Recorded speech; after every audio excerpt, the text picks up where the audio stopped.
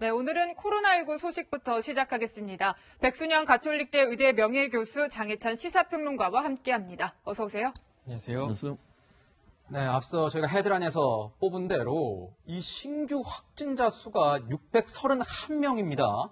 이 역대 세 번째 규모입니다. 원래는 이 주말에는 검사 대상, 검사 받으시는 분들의 수가 줄기 때문에 이 원래 확진자 수도 그만큼 늘지 않았던 측면이 있었는데 지금 오히려 늘어나는 추세거든요. 그래서 평론가님, 이건 저희 추세 좀 설명을 해주시죠. 네, 사실 1차 대유행 당시에 올해 2월 29일에 909명을 한번 기록했었고요. 909명. 3월 2일에 686명이었습니다. 네. 그 이후 역대 세 번째라는 것은 이미 2차 대유행이라고 할 수 있는 이른바 8.15 강복절 집회에서 촉발된 대규모 집단 감염을 한참 추월했다는 뜻이 됩니다. 네. 그리고 말씀해 주신 것처럼 주말임에도 불구하고 확진자가 많이 나왔기 때문에 월요일과 화요일에 확진자가 얼마나 나올지 좀 우려가 되는 상황인 것 같고요. 특히나 이 중에서 지역 발생 확진자가 지금 굉장히 많게 599명이기 때문에 599명. 전날 대비 지역 발생 확진자는 40명이 늘었습니다. 네. 해외 유입보다 지역에서 자체적으로 감염되는 분들이 상당히 또 많다는 뜻인데 지금 11월 7일 이후로 세 자릿수 확진자가 된 이상 지금 29일째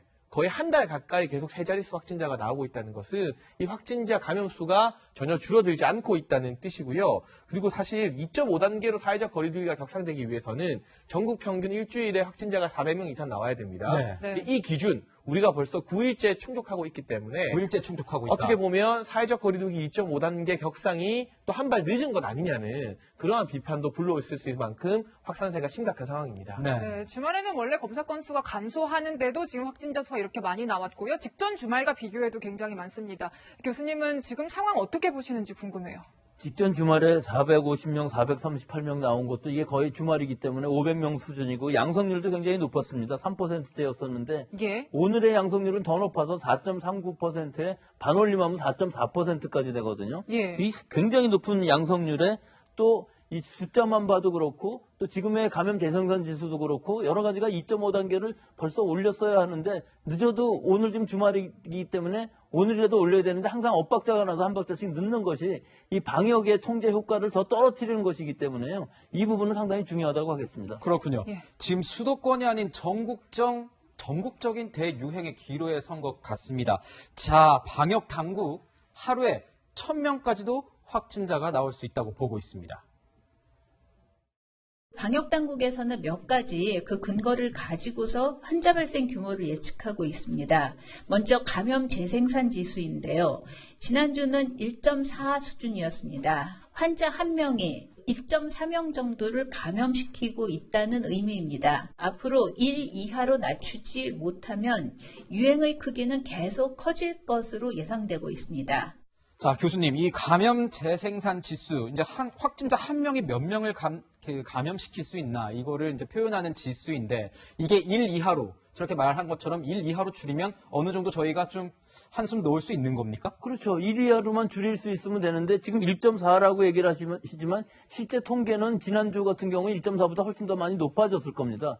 이 얘기는 지금 1.5만 계산을 하더라도 2명이 3명을 감염시킬 수 있다는 얘기가 되니까요. 네. 두 배씩 하면요. 네. 결국은 일주일이나 열흘, 2주 정도면은 1000명이 훨씬 넘어갈 수 있는 숫자가 바로 나와요. 잘못하면 2000명까지도 갈 수 있는 숫자이기 때문에 지금의 방역 통제를 제대로 하지 못하면은 이 숫자는 나올 수 있는 것이지만 실제로는 통제를 할 수 있으면은 줄일 수는 있다는 것이죠. 그렇지만 지금 1까지 가기가 어려워요. 이것은 결과적으로 나오는 숫자는 환자들이 얼마나 발생을 하느냐에 따라서 후행적으로 나오는 것이기 때문에 적어도 1.2나 3이나 이 정도로 줄일 수 있는 것이 중요한 것이지 1 이하로 가면 분명히 줄어듭니다. 하지만 이건 불가능한 숫자라는 것이고요. 앞으로 굉장히 줄이기는 어려울 것으로 보여서 우리가 지금 이 수준을 얼마나 잘 유지하면서 앞으로 시간이 가면서 좀 환자 수를 떨어뜨릴 수 있느냐가 더 중요한 시기라고 봅니다. 확산세를 줄이는 게 중요하다. 그렇죠. 감소세로 만드는 것이 일단 중요하고 감소세로 가야 한다. 지금으로 봐서는 이것이 정점이 아닐 수가 있기 때문에 오늘 내일 하면서 다음 주 일단 2.5단계를 한다 할지라도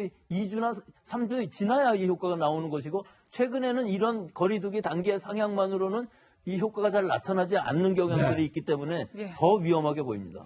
네, 이렇게 어려운 가운데 우리 수험생들 수능은 끝났습니다. 그런데 이제 수시, 입시 전형들이 또 진행이 되고 있고요. 다음 주까지 쭉 이어지는데 수능과 다르게요. 확진자는 이제 대학 이 수시, 입시 전형에서 시험이 제한되는 부분도 있다고 하고 참 힘들 것 같아요. 우리 수험생들이랑 가족분들이요. 네, 사실 수능 같은 경우는 확진 판정을 받았더라도 이 본인이 치료를 받고 있는 곳에서 이 관련자가 참관하면서 시험을 칠 수 있게 했습니다만 그렇죠. 지금 대학별 면접이나 논술고사 같은 경우는 비대면 방식이 아니라면 확진자 같은 경우 아예 응시가 불가능해집니다. 예. 아마 대부분의 대학이 비대면 형식의 논술이나 면접을 준비하고 있겠지만 그래도 확진 판정으로 인해서 정말 열심히 공부해왔던 것들 불이익을 받는 학생들이 있을 수 있는데 이렇게 되면 우려가 되는 부분이 무엇이냐. 지금 내가 면접이나 논술고사를 봐야 되는 수험생들이 증상이 뭔가 나오고 뭔가 이상할 때 검사를 받겠습니까? 검사를 했다가 만약에 확진 판정 받게 되면 본인이 가고 싶은 대학에 시험조차 못 볼 수 있게 되면요. 혹시 불이익을 받을 수 있다는 그런 불안감 때문에 예를 들면 과거에 1차 유행 때 미국이나 이런 많은 발병 지역에서 한국으로 돌아오는 비행기에 해열제를 많이 드시고 일시적으로 열을 낮춘 다음에 비행기 타고 들어오는 케이스들이 꽤 있었거든요. 그런 사례 있었죠. 예, 있었죠. 네. 이제 그러한 사례들이 수험생들한테도 일어날 수 있는 부분이기 때문에 뭔가 수능 시험을 치게 해준 것처럼 이 수험생들이 불이익을 받지 않게끔 별도의 조치를 마련해 줘야만 이 수험생들이나 수험생 가족도 이 확진이나 어떤 이 증상 발현 사실을 숨기지 않고 제대로 검사를 받을 수 있지 않겠느냐. 이런 부분에 대해서도 우리가 다시 한번 검토해봐야 되는 거 아닌가 하는 생각이 듭니다. 방역 당국에서는 이거 꼭 생각을 해서 사전에 좀 해야 될 것 같습니다. 이 대처를요. 이 부분이 각 대학에서 할 수 있는 일이 아닙니다. 네. 각 대학에서 그 병실을 마련해서 격리시키고 시험을 볼 수 있는 자격을 줄 수가 없기 때문에 이 부분은 전국적으로 교육당국, 방역당국 또 정부 지자체들에서 협동을 해서 수능처럼 일단은 입원실을 마련해 놓고서 무조건 그 시험실에서 볼 수 있게끔 하는 방침을 마련하지 않는 한 이것은 곤란한 일이 되기 때문에 실제로 소극적으로 진단검사를 안 받는다면은 우리 지역사회에 있는 무증상 감염이 굉장히 많이 일어날 수가 있고요. 지금 이 수험생들이라는 것은 서울에서 지방뿐만 아니라 지방에서 서울로 올라오고 전국적인 이동이 뭐 이번 주말만 해도 20만 명 정도 된다고 그러는데 거기에 학부모님들까지 다 합쳐서 숙박을 하시고 그러면은 아주 엄청난 일이 일어날 수가 있기 때문에 방역에 비상이 걸릴 수 있는 방역에 거죠. 비상이 걸릴 수가 있고 이것으로 인해서 전국적으로 확산되는 것이 굉장히 빠르게 진행될 수 있기 때문에 아주 중요한 부분이라고 하겠습니다. 네, 이렇게 진짜 뭐 이 수시 문제도 문제인데 이 방금 아까 말씀해 주신 것처럼 수도권 거리두기 뭐 2단계 플러스 알파 뭐 저희가 이렇게 알고 있는데 지금 높인 지 2주가 됐는데 이 확진자 수 확산세가 줄지를 않고 있습니다. 이 3차 대유행의 기세가 꺾이기 힘든 이런 상황인 것처럼 보이는데 이런 가운데 서울에서 어제부터죠. 밤 9시 이후에 사실상의 통행금지와 같은 이런 조치, 불을 끄고 있습니다. 이 불 끄기, 이 다중이용 시설에서 불 끄기, 그러니까 영업을 못하게 하는 거죠. 이런 거의 실효성, 뭐 어떻게 보십니까? 예, 대부분 그 2.5단계의 것인데 사실 서울시의 경우에 있어서는 10인 이상 집합금지라는 것은 거의 3단계 수준입니다. 3단계 수준이죠. 예, 그런데 전체로 봤을 때 결국은 식당 같은 경우도 9시 이후에는 영업은 할 수 있을 때 배달하고 포장만 가능한 것이거든요.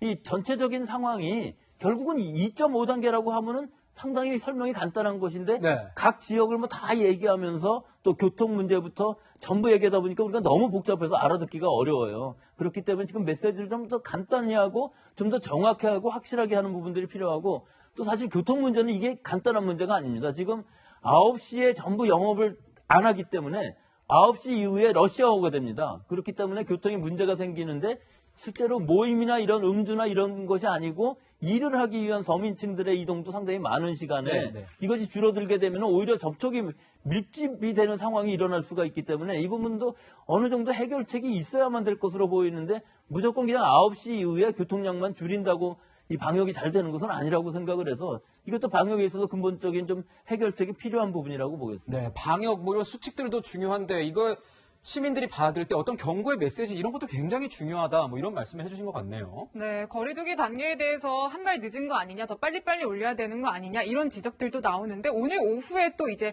지금 현재 거리두기를 상향할지 말지 결과가 나올 것 같아요. 평론가님은 어떻게 전망하고 계세요? 사실 서두에 말씀드린 것처럼 네. 우리가 전국적으로 2.5단계로 격상시킬 수 있는 기준은 일주일이 되면 이제 전국 400명 이상 일주일이 되면 2.5단계 격상인데 벌써 9일째 충족시켰다고 말씀드리지 않았습니까? 네. 사실상 한 발 늦은 조치이기 때문에 오늘 아마 2.5단계 수도권 지역 같은 경우는 상향될 가능성이 높고요. 서울은 이미 2.5단계에 준하는 그렇죠. 이런 지시가 오늘부터 발효가 되는데 이렇게 되면 일반적인 영업시설, 그러니까 영화관이나 뭐 PC방, 백화점, 마트 같은 경우도 이제는 9시 이후에 영업이 거의 전면 중단되게 됩니다. 그리고 방문 판매업이나 예를 들면 노래방, 실내 교습소 이런 곳들은 아예 낮 시간에도 영업을 좀 하기 힘들어지는데요. 이런 방역 조치와 함께 정부에서 신경 써야 될 건 희생해야 되는 자영업자들, 소상공인들에게 어떤 식의 이 보상책을 마련해 줄 것인가가 함께 논의가 되고 발표되어야만 이 방역 조치라는 게 이제는 단기전이 아니라 우리가 마라톤으로 최소 내년 그 이상까지 바라봐야 되는데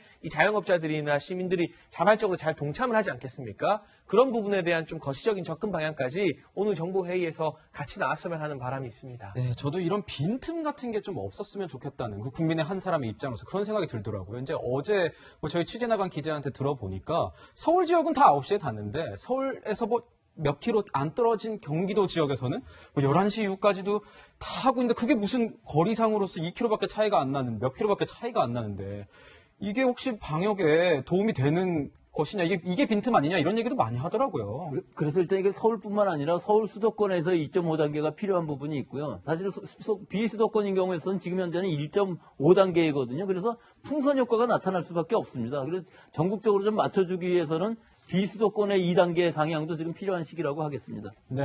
네, 그렇군요. 지금 우리 이제 치료제나 백신에 대해서도 굉장히 기대감도 높고 궁금한 점도 많은데 치료제 상황도 어떻고 또 백신도 구매 협상은 진행 중이라고 하더라고요, 교수님. 어떤가요? 일단 치료제인 경우에 있어서는 셀트리온에서 이제 긴급 사용 승인을 하게 되면은 아마 사용을 할 수 있을 것으로 보이는데 네. 그것이 이제 언제쯤 될지는 아직은 알 수가 없고요. 일단 지금 이상을 하고 있고 그 결과가 나오면은 아마 승인 신청을 한다고 합니다. 네. 그 조건부이겠죠. 예, 그 조건부로 그 많은 사람들을 접종했을 때 문제가 생기면은 그 허가는 이제 다시 취소가 될 수가 있는 것인데 또 백신인 경우에 있어서는 지금 모더나나 파이저 백신 같은 경우는 선진국에서들도 지금 일단 이번 달부터 접종을 시작한다고 하지만 네. 우리는 아스트라제네카를 지금 계약을 했다고 하는데 네. 이 아스트라제네카인 경우에 있어서 효능에 좀 문제점이 생겼습니다. 효능의 문제점. 효능의 문제점이라는 건 용량을 2번을 맞아야 되는데 100%를 주게 되면은 62%밖에 효과가 없어요.